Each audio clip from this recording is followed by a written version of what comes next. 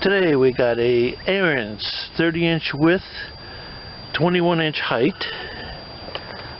It's got a Briggs Polar Force 16.50 342cc gas engine. This one's got the differential unlocker and self-propel, chute adjusting, chute spinner. Pretty good machine generally, except that it doesn't work at all.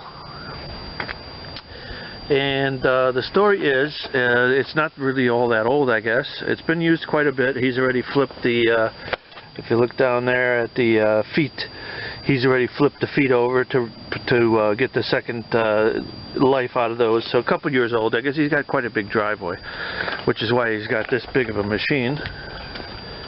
And it's got the electric start. Generally good condition, but it doesn't run at all. And the story goes like this. Let me get you situated so you don't get seasick while I'm telling the story. He was running it, a puff of black smoke came out, it stopped and hasn't run since. To remedy that, he put a new spark plug, and he went in here and said he found something loose and he tightened it up. The electric start will not spin the engine at all right now. I'm not even going to try that. And there is heavy resistance, but it does pop. And it doesn't sound normal, but heavy resistance. I was pulling the pull starter there, if you didn't catch that. Oil looks okay. I've already gone through it a little bit. Normally I start these videos cold. The oil's, it's there. It looks decent. It might be a little gassy, but that may be from him trying to prime it and start it. But the oil seems, you know, it's there. It's clean, and I don't think that's the issue. Looks like he's had it outside for some period of time because the squirrels in our area really like to chew caps. I think they're going after the ethanol and the fuel. I don't know if they can smell the corn products or why they eat the gas caps, but he's already covered that over to prevent himself some problems. Looks like they've whittled it down quite a bit there. It used to be much larger. So anyway, it's all there. The tires are there. Everything's good. I checked the auger. The auger's good. So probably a machine worth fixing. But what I'm going to do is first start by opening this up where he said he was in there tightening something up. I think that's the problem and the solution. Start by just taking this little thumb wheel off.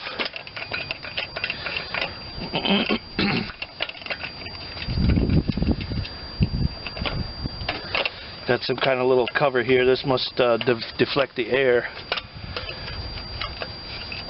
Can't see any other reason to have it there.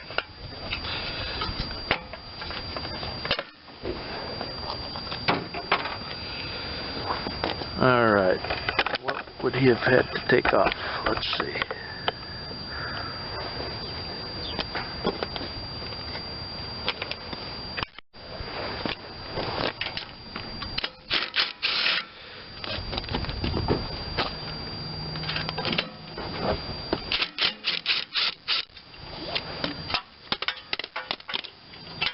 Now that pops right out of the way. Tells me somebody's been in there.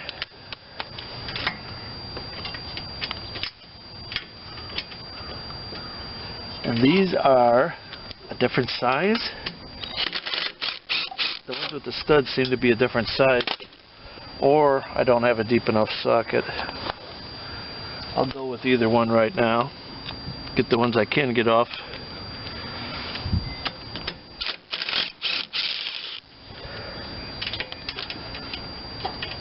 Probably just not a deep enough socket. Let me find something better.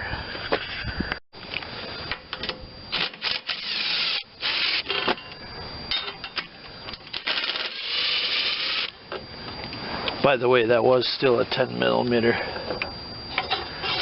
And supposedly he was in here and found something loose. And yeah, but if he said he tightened it, he didn't tighten that one.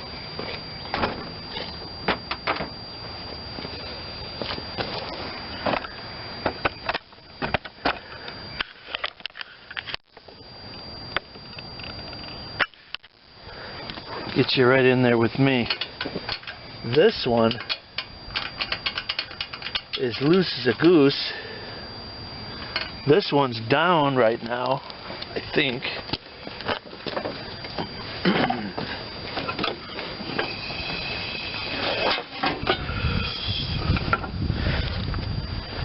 Right there, I think they're both up. Let's see what's going on. That's got a mile of play. Even now, even if he was in here messing around. I don't know, can you see on camera how much that is? That's a lot. This one's more stock. So I'm going to say something's wrong with the exhaust. And just as a blatant guess, I'm going to say the valve seat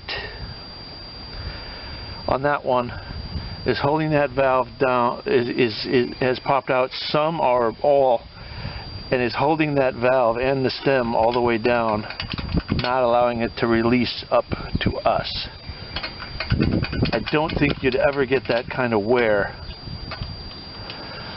on a exhaust valve. Interesting. Also, let me make sure both of them are going up and down, that we don't have some cam problem. It is super hard to push.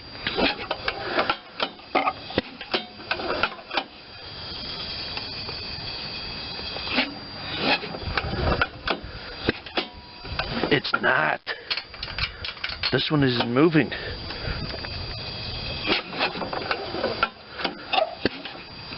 Oh no.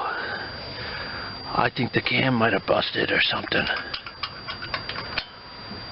Not good. Not good.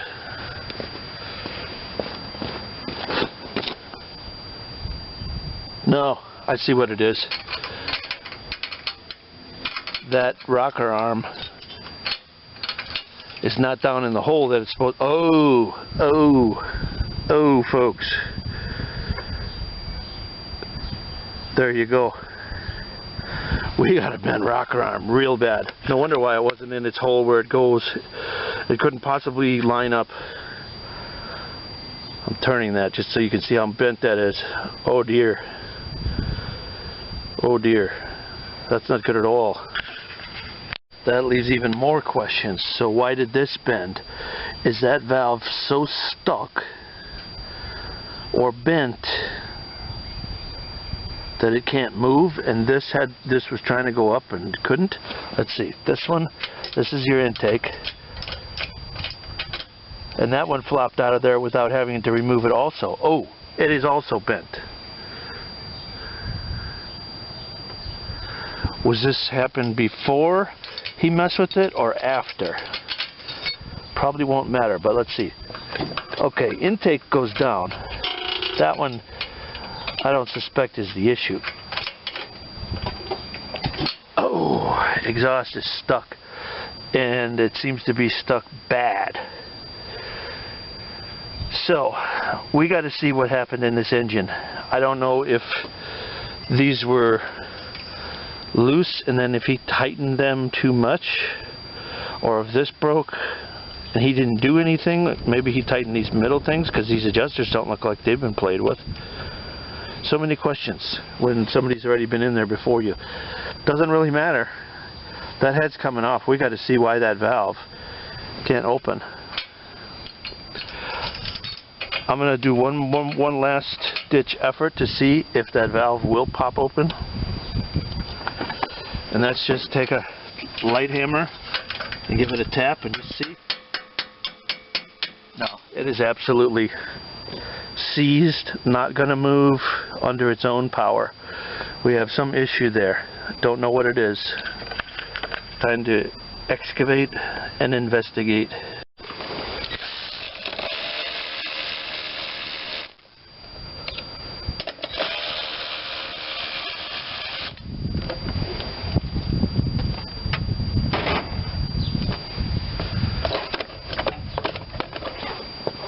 What comes off first?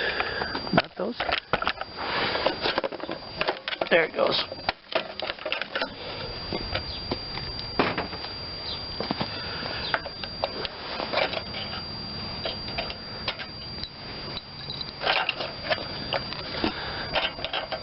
spark arrestor?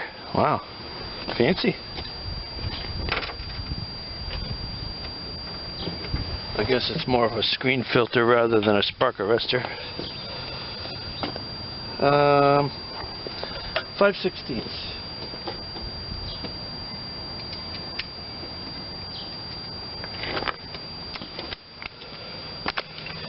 You could go flathead on these, but with limited success.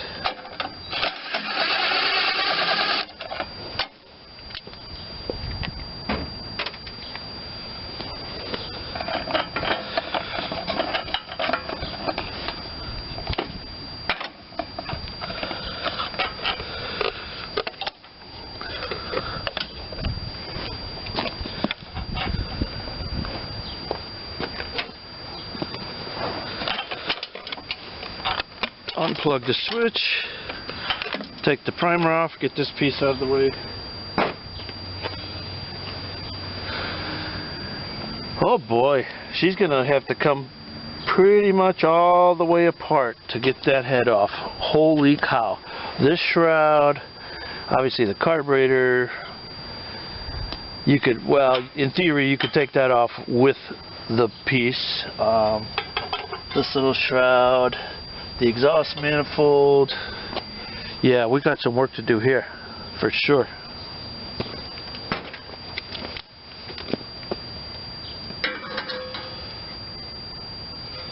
Don't know if this is necessary to take off separately.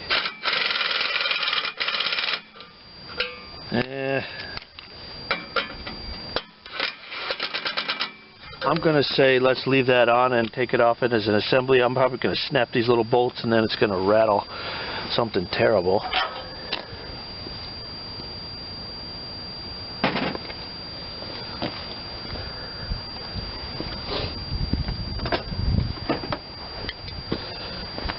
I think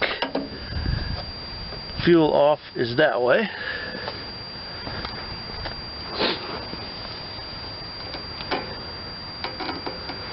We'll know in a second here. Somebody's been playing a couple times on this, or that was that same squirrel chewing, because there's a bunch of marks there.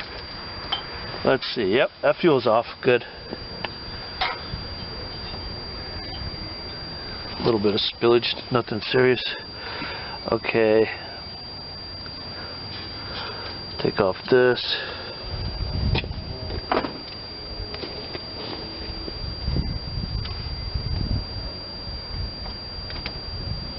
Really, it's just a matter of excavating till you get down to what you want to get down to. I need that head to come off.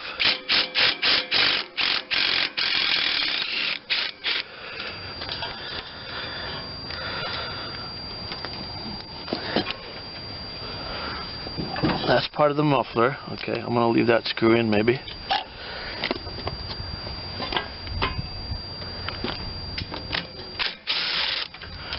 Another little air deflector. It'll be fun to figure out where all these go when I go to put it all back together, which will probably be time to come, because we're not getting this one back together today. I can already tell you that. Maybe I don't have to take this off. I'm going to try not to. I'm going to get you around here.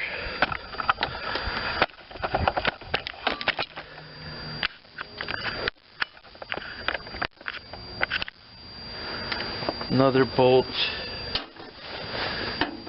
That's some kind of smaller size.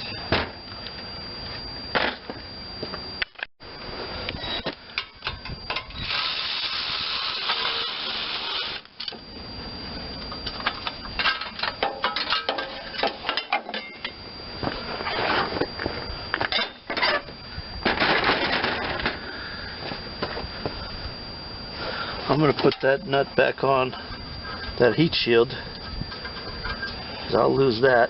These look like big Torx, but we don't have to take those off. If we're going to leave that head intact and don't have to machine it, we could take that off with the head. And actually, in this case, I think that's exactly what I'm going to do.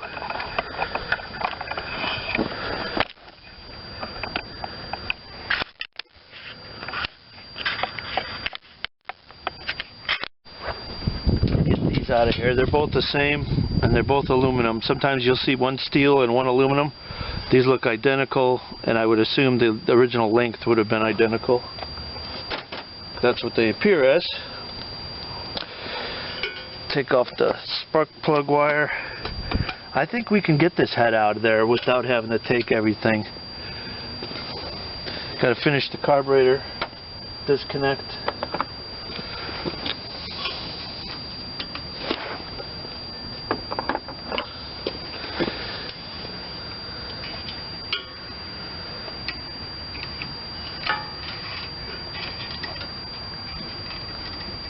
Ouch! Get off of me.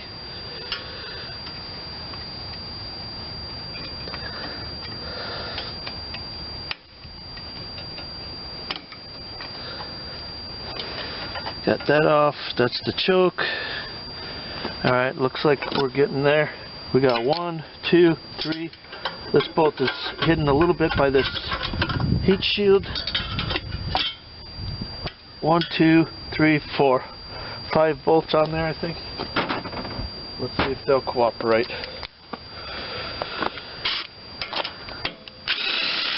Oh wow. Like a dream they are.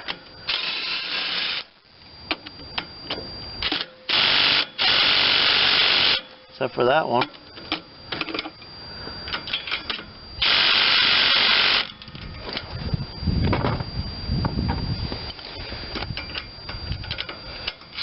Get these started by hand. Yeah, that's no big deal.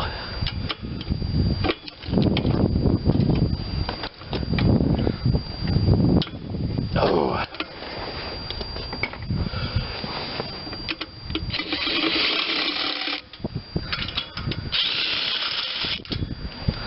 Alright, take one last look. What else is attached to what? I think we're okay. I think that heat shield goes behind the head.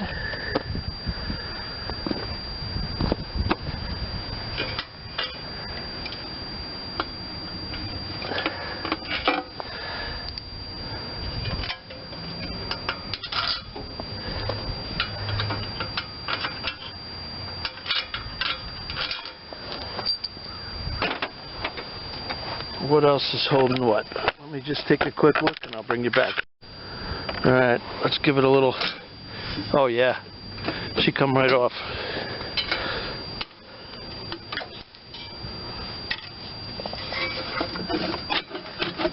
Can I really get it all the way off? I really can.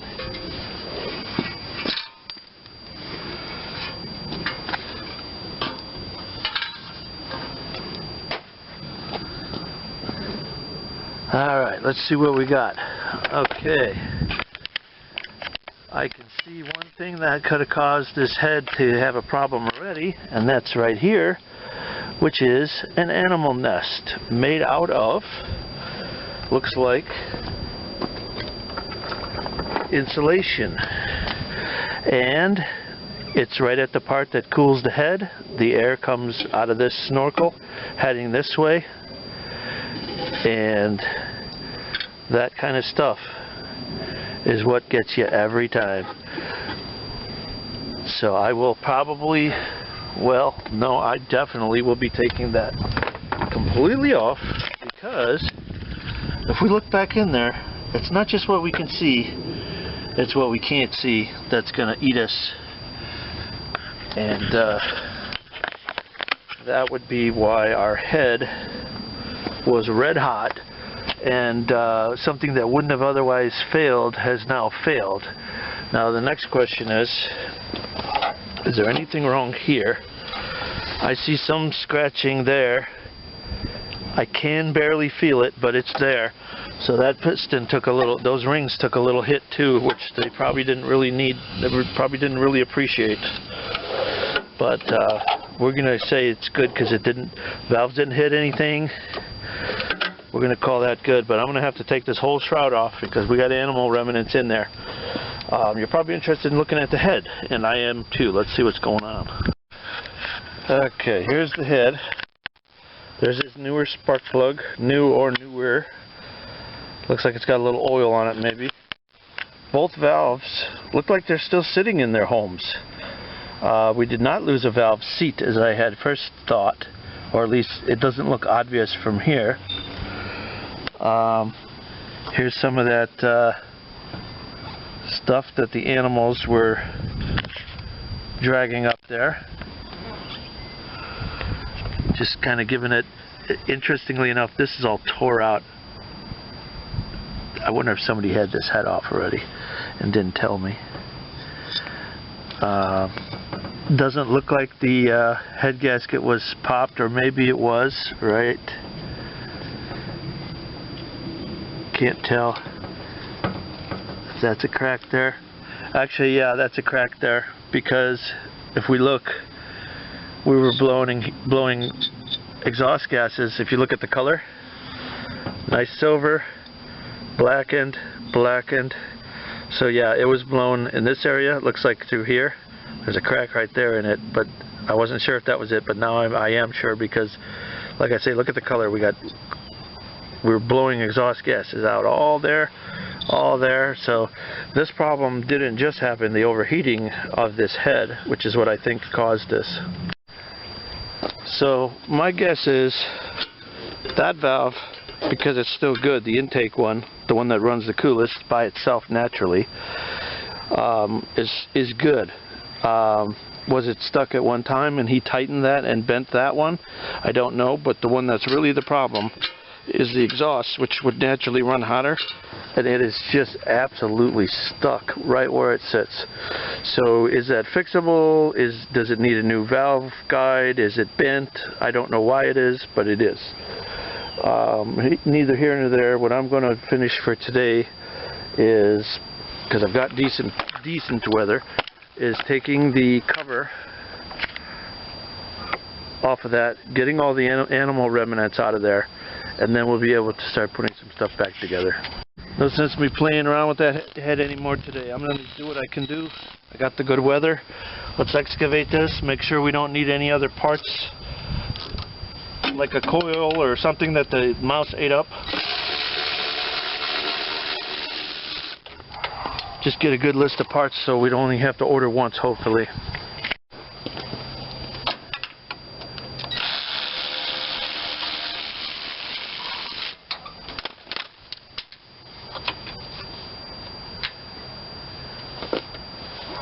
Wow, everything is buried under something else on this machine. It's unbelievable. That housing can't even come off by itself. And if we got any Ariens or Briggs fanboys out there, I ain't bagging on Briggs nor Ariens. I actually think these are really good machines, but just every machine is more difficult than it has to be for the service people. They so many times make these engines fit so many different models. Sometimes things don't clear other things that have to be taken off, and you end up kind of putting more time into it than would be necessary if you made the engine just for this machine.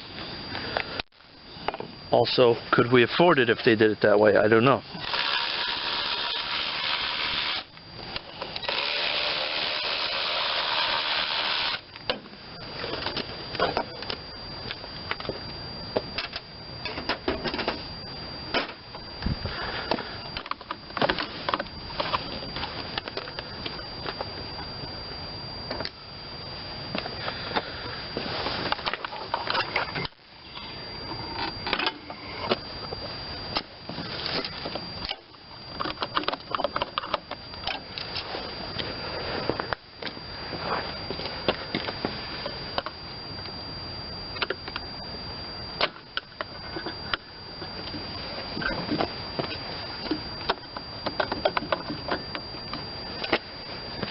I don't know that the handle comes off of these shutoffs.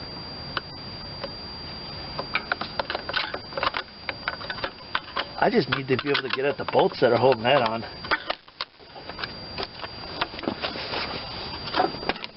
And I can. I think so. Yeah.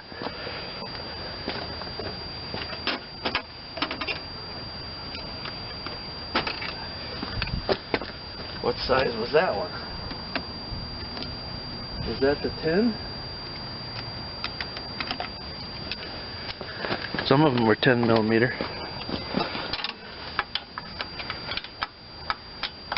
It is.